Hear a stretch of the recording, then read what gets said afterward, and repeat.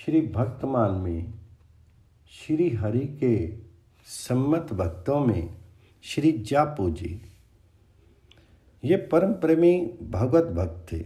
नित्य ही संत भगवंत सेवा एवं उत्सवों की धूम आपकी यहाँ मची रहती थी। अपना सर्वस्व व्यय करने के बाद आप संत सेवा के निमित्त राह जानी करने लगे। बड़े बड़े धनी मानियों को लूटते थे, गरीबों को कभी नहीं सताते थे। लूट करके लाए धन को अपने उपयोग में नहीं लेते थे। एक बार एक सुनार को आपने लूटा और आपका भंडारा किया। सुनार ने आपके घर पर आकर के झगड़ा किया। झगड़ा बढ़ते देख करके सिपाहियों ने दोनों को पकड़ करके राजा के सामने उपस्थित किया। राजा ने दोनों को कारागार में डाल दिया। श्री जापू जी को अपनी चिंता नहीं थी, पर संत सेवा से वंचित होने से चिंतित हुए। रात को राजा से स्वप्न में भगवान जी ने कहा कि तूने मेरे भक्त को कैद खाने में बंद कर रखा है, उसे शीघ्र छोड़ दे, नहीं तो तेरा कल्याण नहीं होगा। सवेरे होते ही राजा ने श्री जापू जी को कारागार से मुक्त कर दिया और आपको निरपराध समझा। सुनार को अपराधी समझ करके उसको नहीं छोड़ा। श्री जापू जी ने सुनार के बिना अकेले कैद से मुक्त होना स्वीकार नहीं किया। दूसरी रात को भगवान जी ने पुनः स्वप्न दिया और कहा कि जैसा भक्त कहते हैं वैसा ही करो। राजा ने दोनों को छोड़ दिया। आपने सच्ची घटनी बता दी और साधु सेवा की महिमा बताई। इससे राजा और सुनार दोनों के हृदय में भगवत भक्ति एवं संत सेवा की निष्ठा दृढ़ हुई। भगवान जापू जी की सेवा से संतुष्ट हो गए और भूगर्भ में गड़े धन को बता करके उससे ही संत सेवा करने का आदेश दिया। जीवन पर्यंत आपने भगवान नाम जप और सेवा के व्रत को निभाया। उससे प्रभावित होकर के अनेक लोगों ने भी भक्ति व्रत ग्रहण किया। अगले प्रसंग में है श्री रूपा जी। श्री रूपा जी का पूरा नाम श्री रूप रसिक देव आचार्य जी था। आप बड़े ही संत सेवी थे। आपका चरित्र 5600 में भी वर्णित है। अगले प्रसंग में श्री अर्जुन जी। आप संत सेवानिष्ठ भक्त थे। एक बार आपने संत सेवा के निमित्त एक भैंस खरीदी। उसके दूध, दही और घी से संत सेवा होने लगी। कुछ दिनों के बाद अच्छी भैंस देख करके उसे चोर लोग चुरा ले गए। संत सेवा में बाधा से आपके मन में दुख हुआ। आप भगवान से ही रूठ के कि आपने ही भैंस चोरी जाने दी, आपने मुझे झिकाया नहीं, भैंस की रक्षा नहीं की, भगवान जी की सेवा के लिए किए बिना ही जाकर के जंगल में बैठ गए। आपके प्रणय रोष से प्रभावित होकर के प्यारे प्रभु प्रसन्न हो गए। आपका रूप धारण करके चोरों के पास गए, उन्हें भयभीत करके भैंस ले आए। गांव के किसी परिचित आदमी ने इन्हें जंगल में बैठे देख करके कहा, कहिए जी, भैंस कहाँ मिली? इन्होंने कहा कि क्या भैंस मिल गई? उसने कहा, घर पर बंधी है। घर पर आकर के आपने लोगों से पूछा, इसे कौन कहाँ से ले आया? तो लोगों ने कहा, कुछ देर पहले आप ही तो लाए हैं। अब अनजान की तरह पूछ रही हो। ये सुन करके आपने समझ लिया कि ये लीला बिहारी की है। प्रभु को प्रणाम करके सेवा की।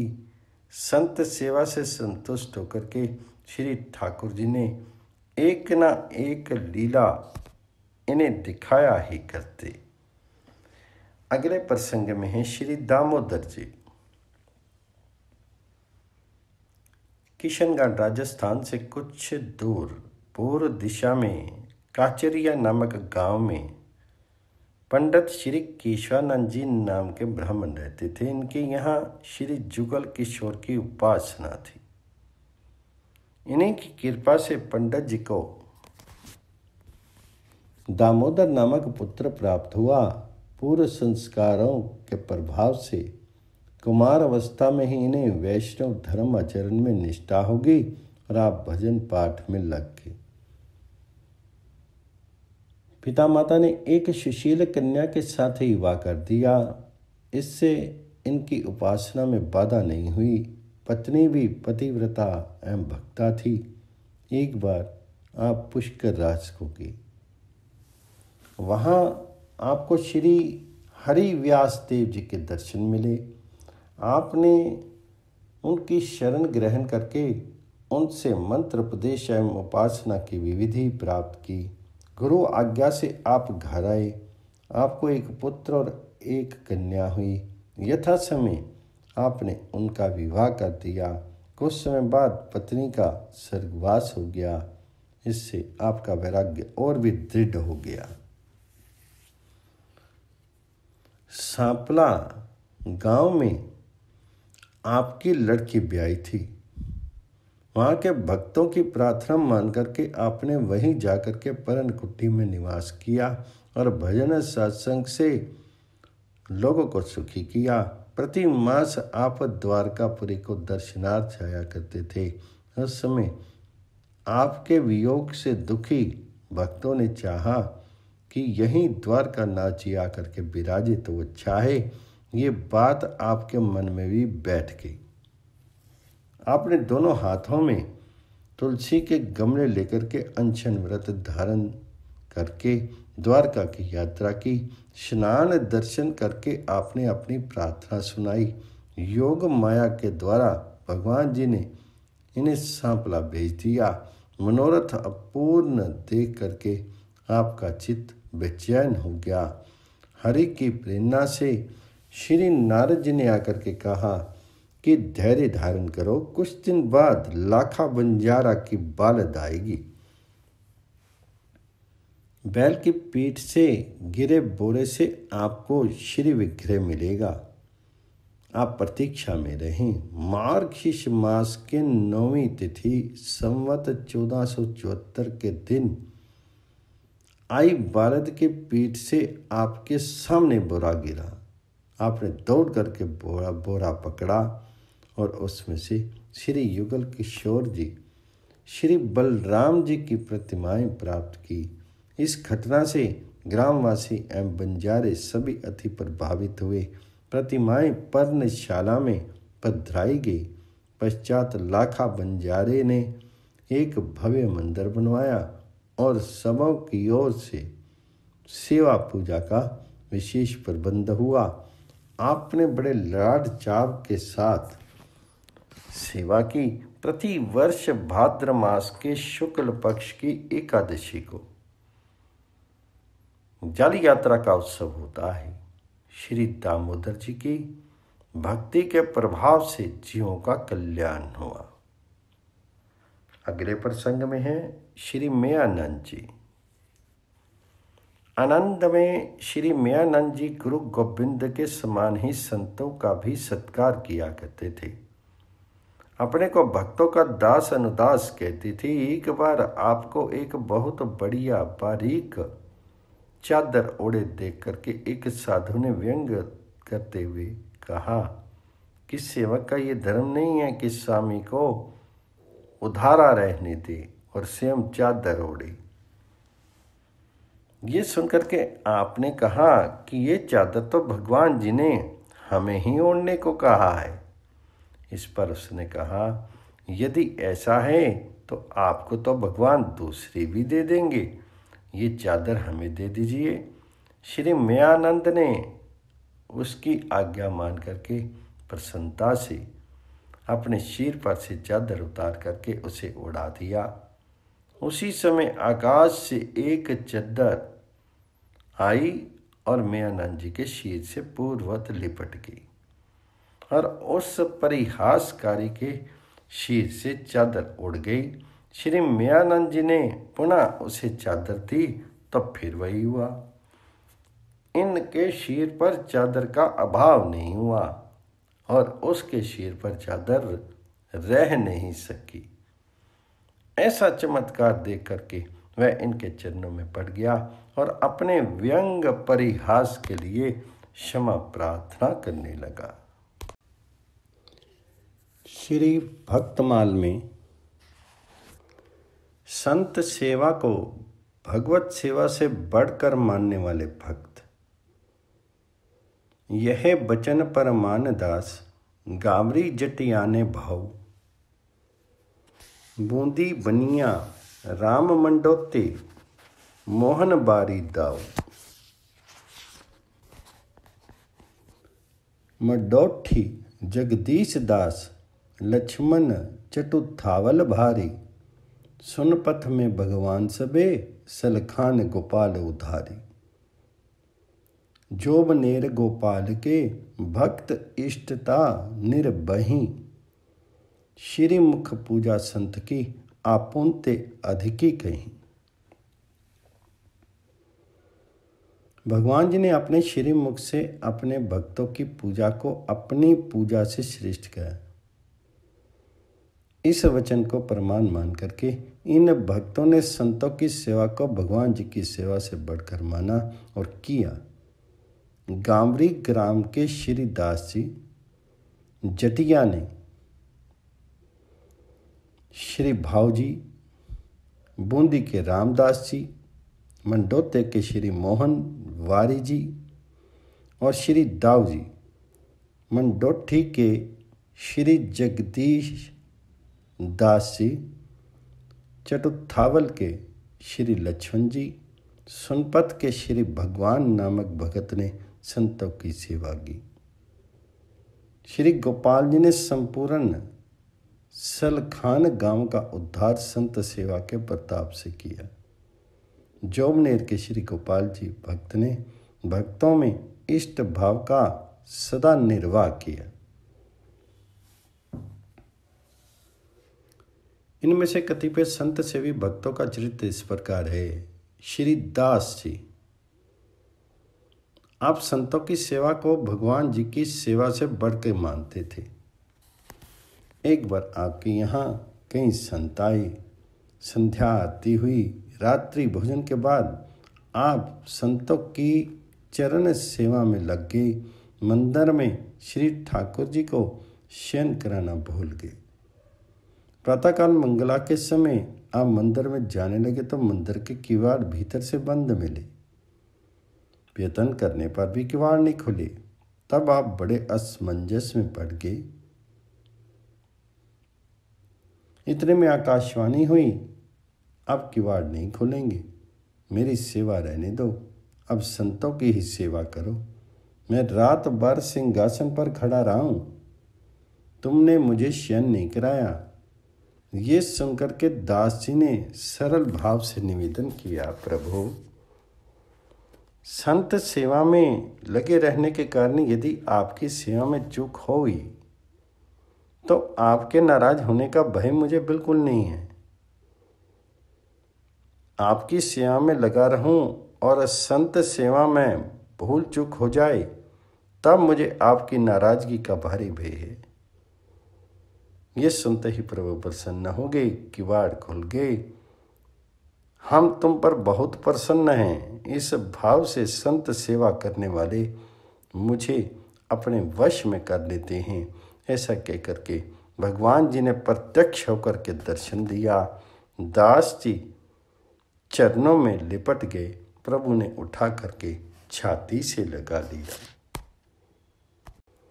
श्री भक्तमाल में संत सेवा को भगवत सेवा से बढ़ के मानने वाले भक्त, श्री रामदास जी बूंदी बनिया नगर के निवासी थे, जाति के बनिया थे, अतः वर्ण धर्म के अनुसार व्यापार करते हुए भगवत भक्ति की साधना करते थे। अपनी पीठ पर नमक, मिर्च, गुड़ आदि की गठरी लाद करके गांव में फेरी लगाते थे। कुछ नगद पैसे और कुछ अनाज भी मिलता था। एक दिन फेरी में सामान बिक गया और बदले में अनाज ही विशेष मिला। उसकी गठरी सिर पर रख करके घर को चले। वजन अधिक था, अतः भार से पीड़ित थे, पर ढो रहे थे। एक किसान का रूप रख करके भगवान आए और बोले, भगत जी, आपका दुख मुझसे देखा नहीं जा रहा है। हमें भार वहन करने का भारी अभ्यास है, हमें भी बूंदी जाना है। आपकी गठड़ी मैं पहुँचा दूँ? ऐसा कह करके भगवान जी ने भक्त के सिर का भार अपने ऊपर लिया और तीव्र गति से आगे बढ़े। थोड़ी ही देर में वे इनकी आंखों से ओझल हो गए। तब ये सोचने लगे, मैं इसे पहचानता नहीं हूँ और ये भी शायद मेरा घर ना जानता होगा। अच्छा, जाने दो, राम करे सो होए। राम कीर्तन करते हुए चले। मन में आया कि आज थका हूँ, घर पहुँचते ही यदि गर्म जल मिल जाए तो झट स्नान करके शिवा पूजा कर लो। और आज कड़ी फुल्का का भोग लगे तो अच्छा है। इधर किसान रूपधारी भगवान जी ने इनके घर आकर के गठड़ी पटक दी और पुकार करके कह दिया कि भगत जी आ रहे हैं, नहाने के लिए पानी गर्म कर लो और भोग के लिए कड़ी फुल्का बना लो। उन्होंने कह दिया है। कुछ देर बाद श्री रामदास जी घर आए तो देखा कि ये नाज की गठड़ी पड़ी है। स्त्री ने कहा, जल गर्म हो चुका है, झट स्नान कर लो। कड़ी भी तैयार है, सेवा करोगे तब तक फुलके भी तैयार हो जाएंगे। श्री रामदास जी ने कहा, तुमने मेरे मन की बात कैसे जान ली? उसने कहा, उस गठड़ी लाने वाले ने कहा था। मुझे क्या पता तुम्हारे मन की बात का। अब तो श्री रामदास जी समझिए कि आज राम जी ने भक्त वात्सल्यवश बड़ा कष्ट सहा। ध्यान किया तो प्रभु ने प्रसन्न होकर के कहा, तुम नित्य संत सेवा के लिए इतना श्रम करते हो, मैंने तुम्हारी थोड़ी सी सहायता कर दी तो क्या बिगड़ गया? आपने स्त्री से पूछा, तूने उस गठड़ी लाने वाले को देखा था क्या? उसने कहा, मैं तो भीतर थी, उसके शब्द अवश्य अति मधुर थे। आपने कहा, वे साक्षात भगवान ही थे, तभी तो उन्होंने मेरे मन की बात जान ली। वे संत सेवा से अति संतुष्ट होते हैं। अब यदि प्रेम से संत सेवा करेगी तो प्रभु पुनः दर्शन देंगे। स्त्री पछता रही थी, मैं दर्शन नहीं कर पाई। भगत जी पछताते थे कि मैंने प्रभु के सिर पर बोझ रखा था, ये अनुचित किया। ये घटना हृदय में घर कर गई। तब से आप सदा भजन ध्यान में ही तत्पर रहने लगे। श्री रामदास जी संतों की सेवा उनकी रुचि के अनुसार ही करते थे। एक दिन आपके यहाँ कई संत पधारे। आपने उनसे पूछा, महाराज, आप लोग मेरे भगवान का प्रसाद पाएंगे या अलग बना करके भोग लगा करके पाएंगे? तो संतों ने कहा, हम तो आपके भगवान का ही प्रसाद लेंगे। भक्त पत्नी ने रसोई बनाई। उस दिन ज्वार की रोटियों का भोग लगा। तो संतों ने देख करके कहा कि हम तो ज्वार की रोटी नहीं खाएंगे। आपने पत्नी से पूछा, तूने ज्वार की रोटी क्यों बनाई? तो उसने कहा, नवीन अन्न प्रभु को प्रिय समझ करके मैंने ज्वार की रोटी बनाई। दूसरे कभी भगवान जी ने ज्वार की रोटी खाने से इनकार नहीं किया था, अतः मैंने ज्वार की रोटी बनाई। इस पर आपने कहा, भगवान जी का भोग अनंत स्थानों में लगता है, केवल यही भोग लगता है ऐसी बात नहीं है। वे तो अपनी रुचि का भोग कहीं ना कहीं लगा ही लेते हैं, किंतु ये संत तो कृपा करके यहीं आज प्रसाद लेंगे, कहीं अन्यत्र नहीं जाएंगे। अतः संतों से पूछ करके उनकी रुचि के अनुसार ही उन्हें भोग लगा करके पवाया करो। ऐसा कह करके आपने तुरंत गेहूं की रोटियां बनवाई और संतों को भोजन करवाया। श्री रामदास जी के यहाँ अनेक साधु संतों के भोजन नित्य होते, अतः कुछ दुष्टों ने इसे सह न सकने के कारण राजा से शिकायत की कि इस बनिया के पास अपार संपत्ति है, व्यर्थ ही उसे लुटाता है, आपको कर भी नहीं देता है, सबको ठगता है, अतः इसकी संपत्ति को आप छीन करके राजकोष में जमा कर लें। राजा ने उनकी बात मान करके सिपाही भेजे,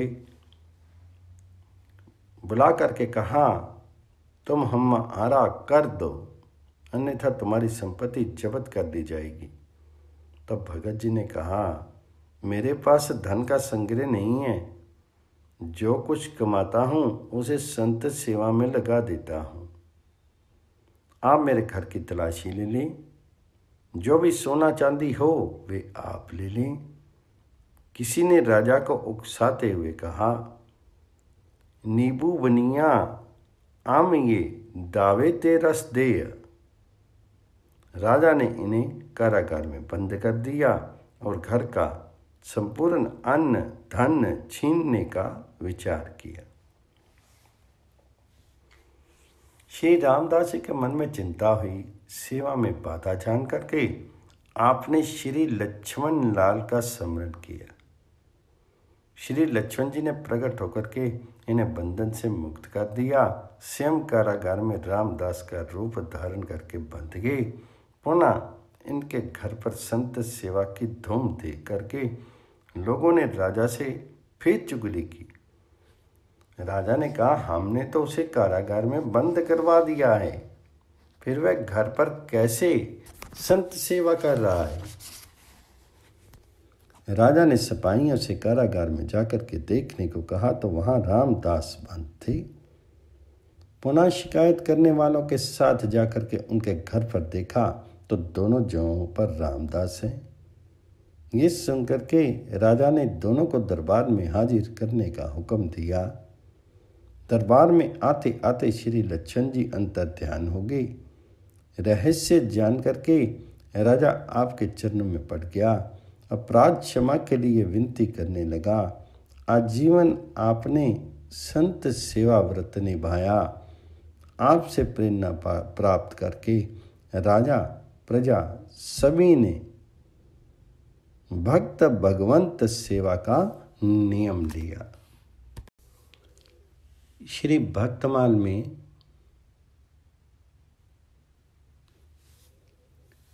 भक्तवान श्री लक्ष्मण जी, आप बड़े सद्भाव से साधुओं की सेवा करते थे। बिना किसी रोक टोक के आपके यहाँ संतों का दिन रात आवागमन रहता था। आपकी इस उदारता को देख करके एक दुष्ट ने भी संत वेश धारण कर लिया और कई दिन तक आपके यहाँ रहा। आप उसकी भी सेवा करते रहे क्योंकि आप वेशनिष्ठ संत थे। एक दिन मौका पा करके वह भगवान जी के मंदिर में घुस गया। भगवान जी के आभूषण पार्षदों को लेकर के भाग चला। ये देख करके भगवान जी ने एक सिपाही का रूप धारण करके उसे जा पकड़ा और उसे श्री लक्ष्मण भक्त के पास लाए और बोले, देखो ये तुम्हारे मंदिर का सामान चुरा करके ले जा रहा है। आपने कहा, इस संत को सामान की आवश्यकता होगी इसलिए ले जा रहे हैं। मेरे पास जो कुछ है इन्हीं का है, इन्हें ले जाने दो। इनमें ना तो चोरी है और ना इन्हें दंड ही दिया जा सकता है। अब वे सिपाही भगवान क्या करते। वह सामान लेकर के चला तब भगवान भी साथ साथ चले, फिर उसके आगे आगे चलने लगे। इसके बाद अंतर ध्यान हो गए। इधर उधर बहुत निगाह दौड़ाने पर भी नहीं दिखे। इस तरह कभी प्रकट होते कभी अप्रकट होते देख करके उसे भय हुआ। उसने मन में अनुमान कर लिया कि भक्तों के हितकारी की ये लीला है। मैं भक्त की चोरी करके दुख पाऊंगा। श्री लक्ष्मण जी की सहज सरलता का स्मरण करता हुआ वापस लौट आया। उसने सब सामान देकर के हृदय के दुष्ट भाव को खोल करके रख दिया और चरणों में पड़ करके क्षमा मांगने लगा। भक्तों के प्रताप से वह एक सच्चा संत बन गया। अगले प्रसंग में हैं संत सेवा को भगवत सेवा से बढ़कर मानने वाले भक्त श्री गोपाल जी।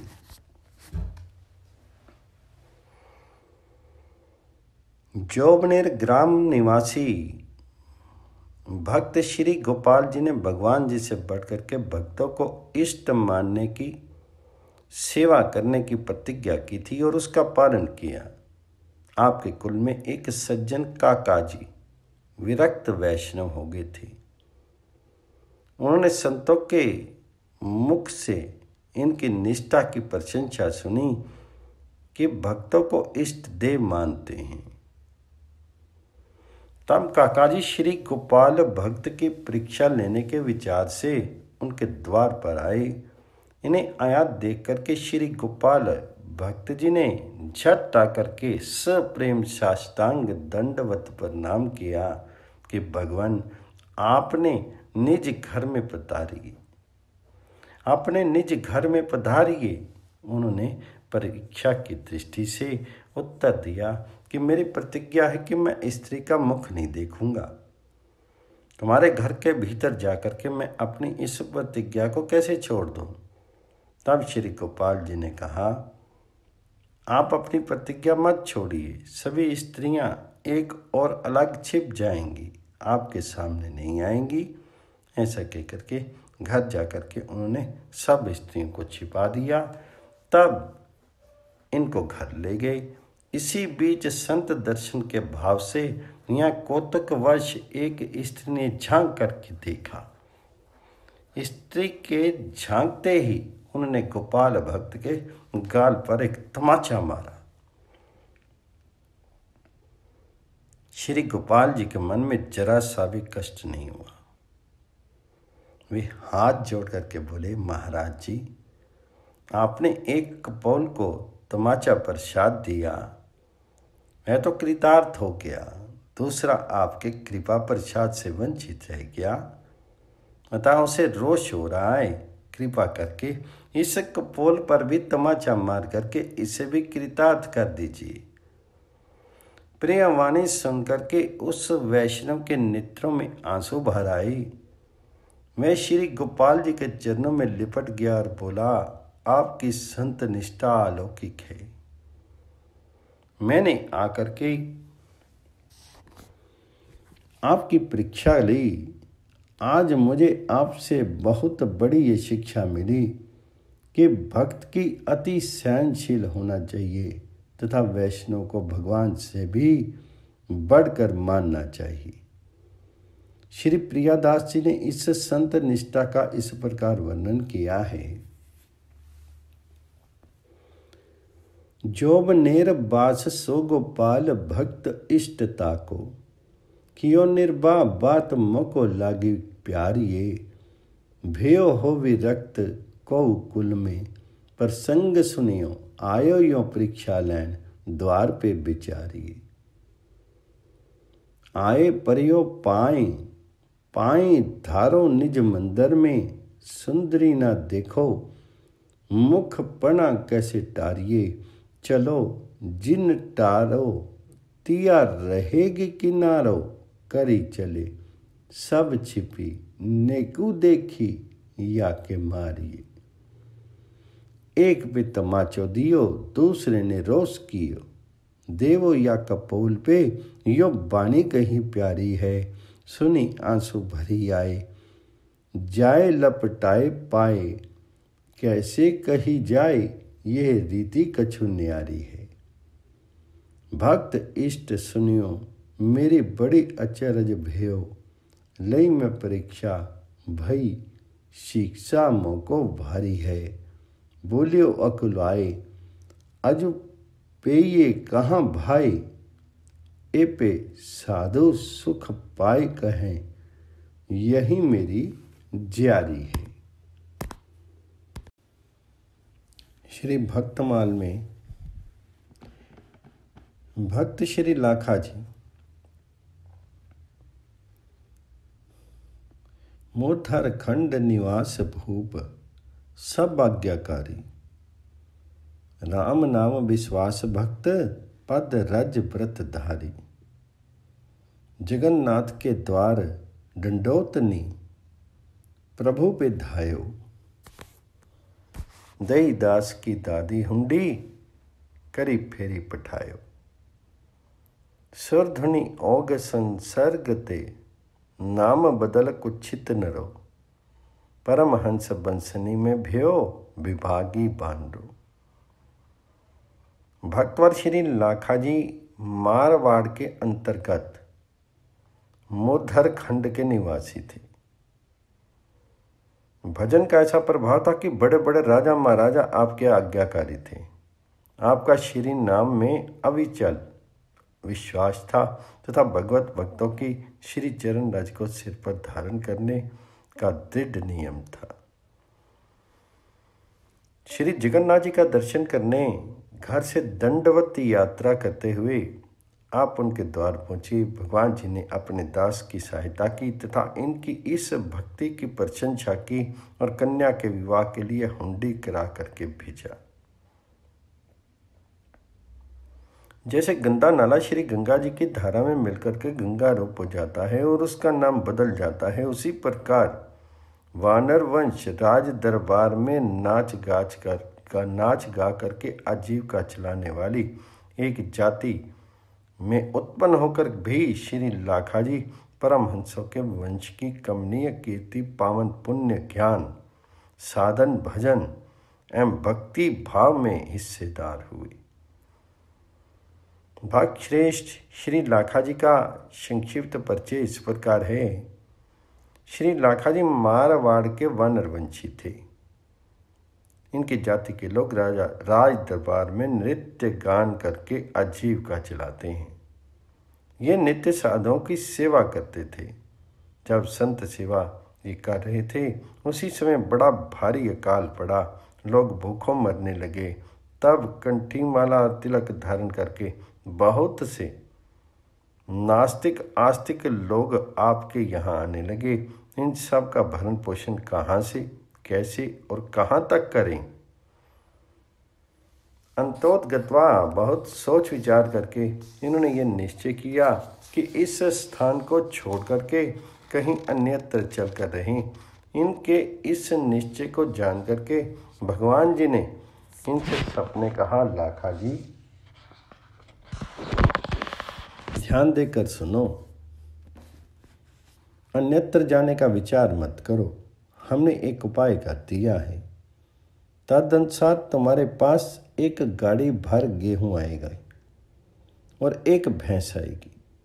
जब गाड़ी भर गेहूं आ जाए तब उन्हें कोठी में भर देना और उसके ऊपर के मुख को बंद कर देना। उनमें से निकालने के लिए नीचे का मुंह खोल देना। उससे आवश्यकता के अनुसार अधिक से अधिक गेहूं निकलेंगे। उन्हें पीस करके रोटियां बनवाना और भैंस के दूध को जमा करके मथ लेना। जो घी निकले उससे रोटियों को चुपड़ देना और छाछ के साथ सबको भोजन कराते रहना। इतना सुनने के बाद श्री लाखा जी की आंखें खुल गई। उन्होंने सपन में प्राप्त भगवान जी की आज्ञा अपनी धर्मपत्नी को सुनाई और कहा कि ये तो हमारे मन की भावती बात हो गई। स्थान छोड़ करके कहीं दूसरी जगह जाने की आवश्यकता नहीं है। प्रातःकाल होते ही गेहूं भरी गाड़ी और भैंस आ गई। उन्होंने भगवान जी की आज्ञा के अनुसार उस रीति से साधु संतों की सेवा की और अनेक प्रकार से उन्हें प्रसन्न किया। श्री प्रियादास जी लाखा जी की भक्ति और भगवान जी की इस लीला का वर्णन इस प्रकार करते हैं। लाखा नाम भक्त बाकोन वांड्रो बखान कियो, कहे जग डोम जासो मेरो सिर मोर है, करे साधु सेवा बहु पाक डारी मेवा, संत जीवत अनंत सुख पावे कोर कोर है। ऐसे में अकाल परे आवे धरी माल जाल, कैसे प्रतिपाल करे ताकी और ठोर है। प्रभुजू सपन दियो कियो में जतन, एक गाड़ी भरी गेहूं भैंसी आवे करो गोर है। गेहूं कोठी डारी मुँह मुदी नीचे देवो खोली, निक से अतौल पीस रोटी ले बनाइए। दूध जितो होए सो जमाए के बिलोए लीजिए, दीजे यो चुपड़ी संग छाछ दे जिमाइए। खुली गई आंखें भाखें तिया सो जू आज्ञा देई, भई मन भाई अजु हरि गुण गाइए। भोर बे गाड़ी भैंसी आई, वही रीति करी, करी साधु सेवा नाना भातिन रिझाई। गेहूं भरी गाड़ी और भैंस श्री लाखा जी के घर कैसे आई, उसका वर्णन इस प्रकार है। श्री लाखा जी के निवास स्थान से कुछ दूर पर एक गांव में सभा हुई और उसमें यह निश्चय हुआ कि अपने परिवार का अपना जो एक भाई धनहीन हो गया है उसके लिए चंदा किया जाए और धन का संग्रह करके उसकी सहायता की जाए। इस प्रस्ताव के पास हो जाने के बाद एक सज्जन व्यक्ति ने उठ करके सभा में कहा कि हम लोगों ने स्वार्थ के भार को तो चुका दिया, परंतु इससे पारलौकिक लाभ संभव नहीं है। परमार्थ के लिए संत सेवी श्री लाखा जी की कुछ सेवा सहायता कीजिए, जिससे हम लोग भव सागर को पार कर सकें। यह सुनकर के सब लाज संकोच से दबके और उन्होंने उगाही करके 50 मन गेहूं एकत्र किए। ग्राम सभा के प्रधान ने दूध देती हुई अपनी 20 सेर दूध देने वाली एक भैंस गेहूं भरी गाड़ी के साथ भेज दी। इस घटना का प्रियादास जी ने अपने एक कविता में इस प्रकार वर्णन किया है। आई कौन रीति वाकी प्रति हूँ बखान कीजिए, लीजिए उर्धारी सार भक्ति निर्धार है। रहे डिंग गांव तहाँ सभा एक ठाव भई, टूटी गयो भाई सो उगाही को विचार है। बोली उठ्यो को जो व्यापार को तो भार चुकियो, लीजिए संभारी लाखा संत भाव पा रहे। लाज दबी तिन दिए गेहूं ले 50 मन, दई निज भैंसी संग सब सरदार है। श्री लाखा जी अपने निवास स्थान मारवाड़ देश से चले।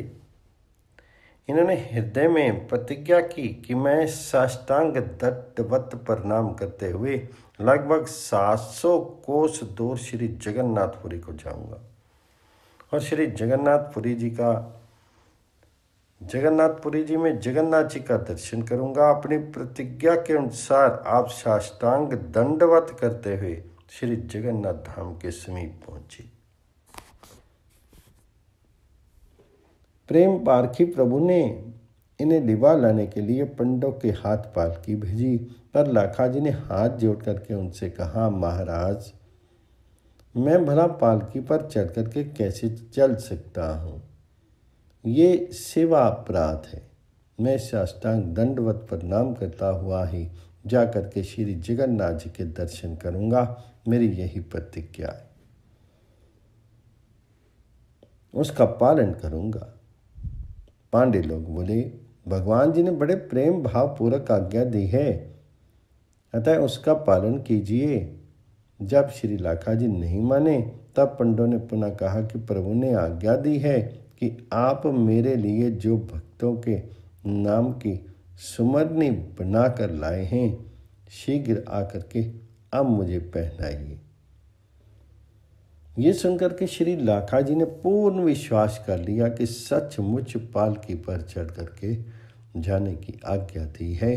श्री लाखा जी भगवान जी के अनुपम भक्त वात्सल्य को स्मरण करके प्रभु की प्रसन्नता के लिए पालकी पर चढ़ते हुए बोले, अब मैं जान गया कि श्री जगन्नाथ जी मेरे लिए पालकी भेज करके मेरी महिमा बढ़ाना चाहते हैं। श्री जगन्नाथ जी के मंदिर में पहुँच करके प्रभु की मनोहर झांकी का दर्शन श्री लाखा जी ने अपने तन मन और प्राणों को श्री चरणों में निछावर कर दिया। भगवान जगन्नाथ जी की इस भक्त वत्सलता और लाखा जी की प्रतिज्ञा का वर्णन श्री प्रियादास जी ने इस प्रकार किया है। मारवार देश ते चलियो ईशाष्टांग किए, हिये जगन्नाथ देव याही पन जाइए। नेह भरी भारी देह वारी फेरी डारी, कैसे करे तन धारी नेकु श्रम मुरझाइए। पहुँच्यो निकट जाए पालकी पठाई दई कहें, लाखा भक्त कौन बेगी दे बताइए। काहू कही दियो जाए कर गही लियो, आजू चलो प्रभु पास यही छिन्ही बुलाइए। कैसे चढ़ो पालकी में पन प्रतिपाल कीजे, दीजे मोको दान यही भांति जा निहारिए। बोले प्रभु कहीं भाई, सुमरनी बनाए ले आए, अब मही राय मोही सुनी और धारिए। चढ़े चढ़ी बड़ी कियो चाहे, यह जानी मैं तो, पड़ी पड़ी पोथी प्रेम मोह पे विस्तारिए। जाय के निहारे तन मन प्राण वारे, जगन्नाथ जी के प्यारे नेकू डिंग ते न टारिए। श्री लाखा जी की एक कन्या गंगाबाई थी। गंगाबाई विवाह के योग्य होगी थी, परंतु आप उसका विवाह नहीं करते थे। आप अपने मन में सोचते थे कि मेरे पास जो भी धन है अथवा आता है वह सब भगवान और भक्तों का है, उन्हीं की सेवा के लिए है, उसे कन्या के विवाह में कैसे लगाऊं। श्री जगन्नाथ जी ने श्री लाखा से कहा कि तुम अपनी लड़की का विवाह करने के लिए मुझसे धन ले लो और उसका विवाह कर दो। परंतु श्री लाखा जी के मन में ये बात ठीक नहीं जची। पुरी में कुछ दिन निवास करने के उपरांत आप घर के लिए चल दिए। प्रभु से विदा मांगने इस संकोच से नहीं गए कि प्रभु कुछ देंगे। चलते समय आपका भगवान जी का विरह व्याप किया। व्याकुलतावश आंखों से आंसुओं का प्रवाह चलने लगा। उसी क्षण श्री जगन्नाथ जी ने अपने एक भक्त राजा को स्वप्न में धन देने की आज्ञा दी। उसने रास्ते में चौकीदार बिठा दिए और श्री लाखा जी के आने पर उनसे प्रार्थना करते हुए कहा कि स्वप्न में मुझे आदेश हुआ है, अतः अब आप अधिक हठ मत कीजिए, धन ले लीजिए। ऐसा कह करके उसने हुंडी लिख दी। श्री लाखा जी ने उस हुंडी को ले लिया। इस प्रकार श्री लाखा जी 1000 रुपये की हुंडी लेकर के अपने घर को आए। उन्होंने उनमें से 100 रुपये केवल कन्या के ब्याह में लगाए और शेष दान से संतों का निमंत्रण दे करके उन्हें भोजन कराया, उनका अनेक प्रकार से सत्कार किया। श्री प्रियादास जी श्री लाखा जी की इस संत निष्ठा का अपने कविताओं में इस प्रकार वर्णन करते हैं। बेटी एक कवारी ब्याही देत न बिचारे, मन धन हरि साधुनी को कैसे के लगाइए। कीजे या को काज कहीं जगन्नाथ देव जू ने, लीजे मोह पे द्रव्य और नेकाहू न आइए।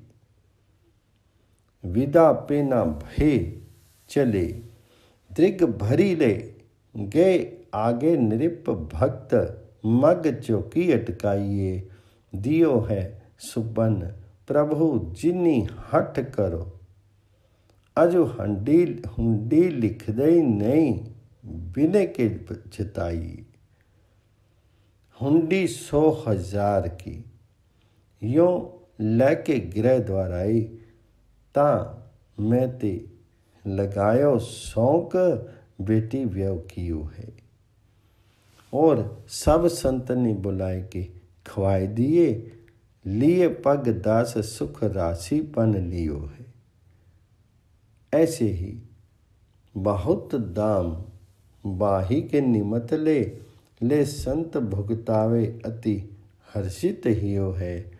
चरित अपार कछु मति अनुसार, कहियो लहियो जिन स्वाद, सो तो पाई निधि जियो है।